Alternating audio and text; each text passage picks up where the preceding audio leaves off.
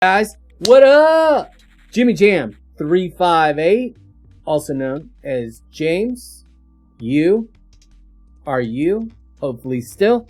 Anyways, gonna go over how I tune a weapon and kind of the reasons behind it.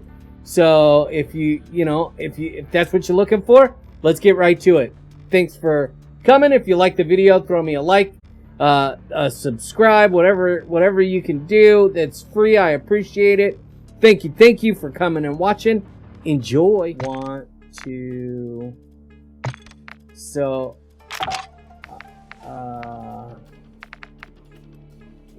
This one. Okay, so this is the setup I have right now. We're gonna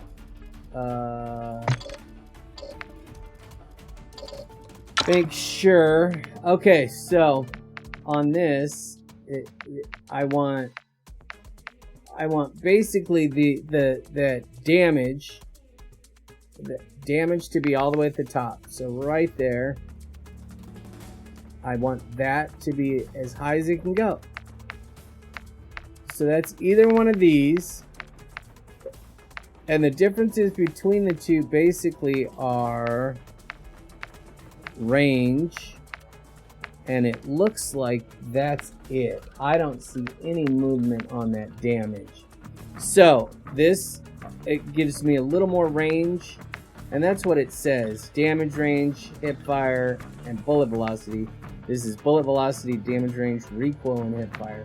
But see, this gives me more range, even though that's further down. So I don't know.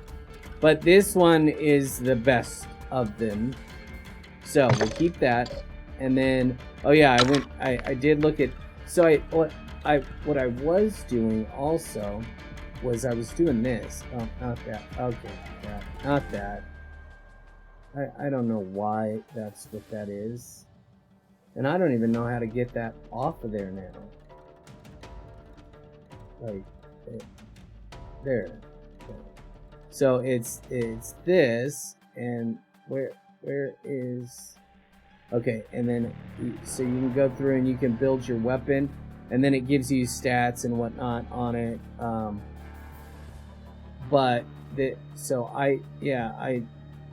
I was looking at the lock grip precision. Well, we'll get to that, but the okay. So this one, on the game, I say the Talon is better. On this, it looks like the Zulu 60 is better. So, let's go. So the Talon gives me 14 for range. The Zulu. Oh wait, is it the Zulu that I have on me? No, I have the Talon, right? Oh, I have the Zulu on this one. I mean, 30 milliseconds. I mean, but that's a lot of loss for that. I mean, the 14 range, so Talon is what it's going to need to be. So let's just look at these again. Okay, so let's go through these. So this one, so far the Talon is better than the Polar Fire. Polar Fire is similar, but it doesn't have as good recoil or accuracy. That one loses range and damage. This one is still not as damageful as the other. So far, this is the best. So that's what we're gonna go with. And I don't know why I picked that on here. I don't know. Oh, and what the hell? The Talon, is that what I'm... Wait. Yes, Talon. Okay. So, and then the Holotherm, Talon, And then I have the lock grip precision, but on here I have the phase 3. So let's look and see what it does here. So then I go in here, and what I have is the lock grip. And I think I know the reason I use this is because of the 9% vertical and horizontal for only 40 milliseconds, which is pretty good considering the wherever the heck it is. I don't see it right now. It's here somewhere. Oh, but see, the pineapple does the same as that. And this is how I determine what I would, but I lose so much speed that I was like, screwed, I'm gonna go with that. So, and that's why I've started going with that. But I was, so the,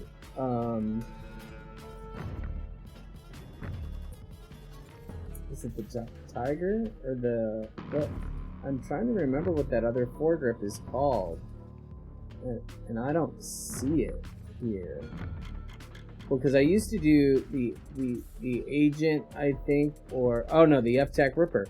But see, so look, you get a, it's okay. So it's the same. It's the same. It's the same ADS loss. So now, okay, so that's the same. So we mark that off. That's off the list. Now, for the lock grip, I have 2 greens. And for the FTAC Ripper, I have 2 greens, -4. So I'm already 5% better. And also, oh, look at all this other minus that you get. So that's why I went with, that's why I go with the lock grip. It is and yeah, see, and so here I went with the phase 3 because, and let's see what it, here, we'll see what it says up here. So there's the FTAC and the phase 3, I believe it, so it cut my ADS time loss in half, but it also cut the, what, that, and then 525, and then what's, oh, and it's 525. So really, that honestly wasn't a better, but I think I was going by what it showed me on there. Like what I could see, the losses and whatnot, I just assumed that it was done, whatever. And then the high velocity, I have that. So now, this is tuned, this is tuned, this is tuned. This needs to be tuned. So, on this, all depending on what I'm looking for. With this particular weapon, I'm pretty sure that I want the hip recoil control versus the hip walking speed. So, I'm going to go, and what I do with these is I go all the way, and then I turn down my mouse a little bit, turn down the, whatever it's called, and then I'll pull it up. I'll come down with it just a scotch. Now see, there's a little bit of movement there. You see that little bit of movement? Now if there's a little bit of movement in there where it's going back and forth when I move it that little bit, then I just max it. And then now the question is, do we want hip aim down sight speed or hip fire accuracy? Because I'm planning on not being up close with this and switching to an SMG or something, or a shotgun when I'm close, I'm going to go hip fire accuracy. So then I don't even have to aim down sight. So, and see how there's that little, well, okay, so there.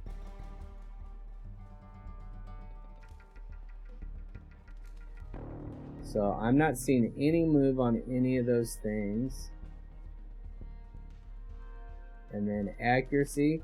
So that was the tippity top, and I might be able to go 3.6. But that's the, as far as I'm concerned, the tippity top of the accuracy. And what I think, now this is not, I have no truth to this. so I don't know. I'm just saying, and I've had brain damage, so nobody should even listen to me anyway. So just if you are watching, you might as well just shut this off. But if there's a space at the end where nothing happens, I think that if you max it out, it negatively affects the overall performance. So that's why you need to these, you want them, and I think that's why they made them square, and they work a little better. But you don't want to max them if you don't need to, if that makes sense. Okay, so there's that. Now this, and the high velocity. Oh no, see, that's where I said that it ended, was there.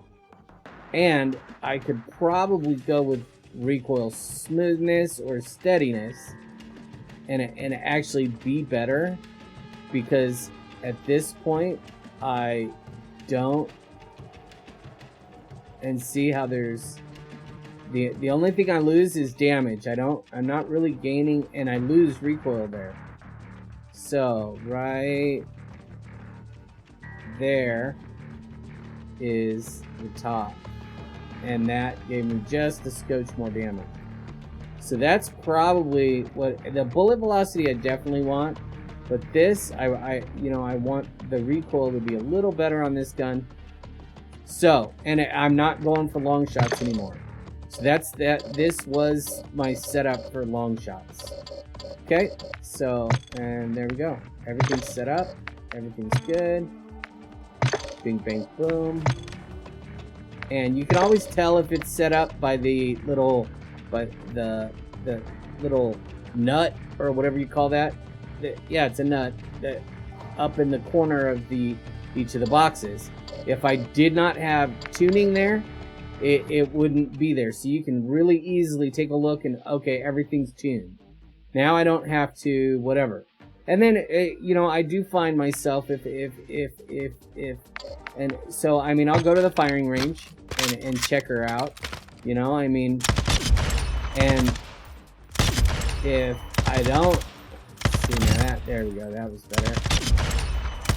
If I don't like what it's doing here, I'll try to figure out what it is about it that I don't like, and then I'll go back in and I'll modify my sliders or whatever. And 132, I think that's right. But yeah, 132. So I have 132 more kills for that. That's what I'm going to try to do, is put that number in there so that every time I start a gun, I know what I have to do, and I don't have to check. But I've got to do it to each one. But that's how I set up a weapon. And I did that because this gun, well, is just, it's always been like a laser anyways. But and the damage is fairly well. But for a long time, I think the other one, I forget what it's called, but I feel like that one hit better than some of the other ones anyways. So yeah, so that's how I do my tuning of weapons and guns and whatnot. So